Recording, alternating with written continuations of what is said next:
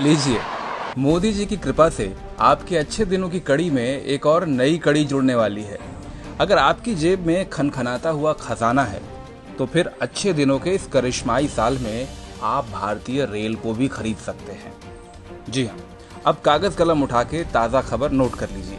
खबर यह है कि देश के 109 रूट पर चलने वाली 151 रेलगाड़ियों की बोली लगाने के लिए बाजार खोल दिया गया है। इसका सीधा सा मतलब ये है, आइए, बोली लगाइए और ट्रेन खरीद लीजिए। जी हाँ, पड़ गए ना चक्कर में।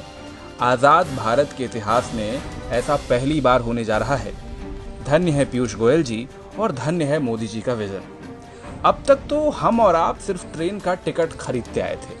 अब मोदी जी और पीयूष गोयल की कृपा से कोई भी बिजनेसमैन, धंधे वाला आदमी, कोई भी सेठ जी, कोई भी लाला जी चाहें तो पूरी की पूरी ट्रेन रूट समेत खरीद सकते हैं। और अब सवाल यह है कि सेठ जी ट्रेन खरीदने के बाद करेंगे क्या? अब सेठ जी कोई सरकार तो है नहीं जो आपकी सुविधा के लिए ट्रेन चलाएंगे। वो कमाएंगे मुनाफा और हर उस तरीके से कमाएंगे जैसे वो कमा सकते हैं। वाकई तारीफ करनी होगी मोदी जी की। 70 साल के इतिहास में पहली बार ट्रेन की नीलामी होने जा रही है। जो अब तक नहीं हुआ वो पहली बार हो रहा है। जो नेहरू जी तक नहीं कर पाए वो मोदी जी करने जा रहे हैं। वाह मोदी जी वाह। गरीबों का ख्याल हो ना हो, कारोबार करने वाले सेठ जी लोगों का कितना ध्यान है। अब देशद्रोही तो इस पर भी सवाल उठा सकते हैं, लेकिन भाई इस विजन की गहराई को तो समझो कि जब ट्रेन चला के सेठ जी कमाएंगे तभी तो देश में तरक्की और खुशहाली होगी। अब क्या हुआ कि बाद में महंगी टिकट की वजह से गरीब आदमी ट्रेन की टिकट ना खरीद पाए। वैसे भी गरीब लोगों को ट्रेन का सफर कहाँ पसंद आता है।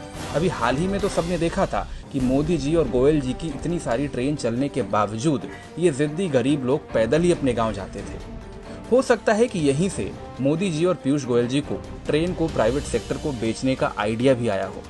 अरे भाई, जब गरीब आदमी ट्रेन में बैठ ही नहीं रहा तो ट्रेन को बेचो सेठ जी को। अब देश की सरकार भला क्यों टेंशन ले। सेठ जी चलाएंगे अपनी ट्रेन और कमाएंगे अपना मुनाफा। जिसे ट्रेन में चढ़ना हो चढ़ ले। भाई वाह, गरीब लोगों से लेकर सेठ जी तक के फायदे के बारे में सोचने वाली ऐसी दिलदार सरकार की तारीफ तो बनती है। और साथ ही तारीफ बनती है इनके तेज तर्रार एटीट्यूड के लिए भी। एकदम फटाफट अंदाज में 1 जुलाई को मिनिस्ट्री ऑफ रेलवे ने प्राइवेट कंपनियों से प्रपोजल भी मंगवा लिए हैं। भारत सरकार को उम्मीद है कि इससे वो प्राइवेट कंपनियों से करीब 30,000 करोड़ रुपए तक का इन्वेस्टमेंट जमा करेगी। अब जैसे ही देश के 109 रूट पर 151 ट्रेन की डील हो जाती है, फिर देखिए कैसे कायाकल्प होता है भारतीय रेल का। हो सकता है कि जल्द ही न्यूज चैनल आपको ये भी समझाना शुरू करें कि भारतीय रेल की कृपा बस यही रुकी हुई थी। हरी चटनी के साथ 151 ट्रेन की डील जैसे ही फाइनल होगी, भारतीय रेल पर कृपा एकदम से बरस पड़ेगी। खैर, हम तो पत्रकार हैं। हम तो भारतीय रेल के साल 2004 में फायदा कमाने की खबर से भी एक्साइटेड थे और अब रेल बिकने की खबर सुनकर भी उत्साहित हैं। वो कहते हैं ना, मोदी जी ने किया है तो कुछ सोच समझ के ही किया होगा। अब जाते जाते आप भी कमेंट सेक्शन में अपनी ज्ञान वर्षा जरूर करते जाइएगा।